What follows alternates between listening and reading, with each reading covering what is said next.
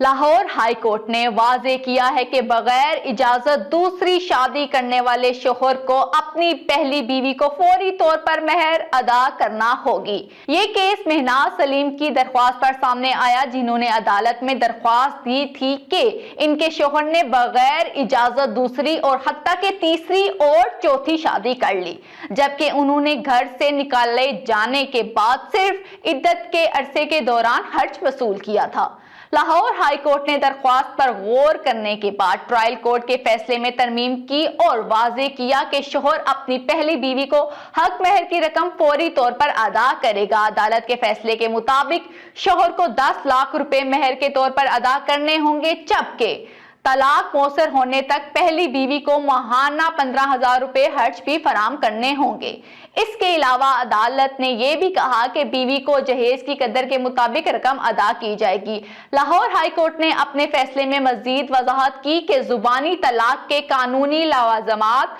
پورے کیے بغیر میاں بیوی کے درمیان شادی برقرار رہتی ہے۔ اس کا مطلب یہ ہے کہ اگر شوہر اپنی بیوی کو گھر سے نکال دیتا ہے تو اس کا قانونی جواز موجود ہو، لیکن تب بھی وہ طلاق کے موثر ہونے تک اپنی بیوی کے لیے ماہانہ خرچ دینے کا پابند رہے گا۔ یہ فیصلہ نہ صرف پہلی بیوی کے حقوق کی حفاظت کرتا ہے بلکہ شوہروں کے لیے بھی ایک واضح پیغام ہے کہ بغیر اجازت دوسری شادی کرنا صرف قانونی نہیں بلکہ اخلاقی اور مالی طور پر بھی نقصان دہ ہو سکتا ہے۔ عدالت نے اس کیس میں واضح کیا کہ بیوی کا حق مہر اور دیگر مالی حقوق صرف طلاق یا دوسری شادی کی صورت میں متاثر نہیں ہوتے بلکہ یہ حقوق فوری طور پر ادا کیے جانے چاہیے۔ لہٰذا یہ فیصلہ نہ صرف قانونی اعتبار سے اہم ہے بلکہ معاشرتی سطح پر بھی ایک مضبوط مثال ہے کہ فیملی قوانین کے تحت بیوی کے حقوق کا تحفظ لازمی ہے اور شوہروں کو اپنے فیصلوں میں ذمہ داری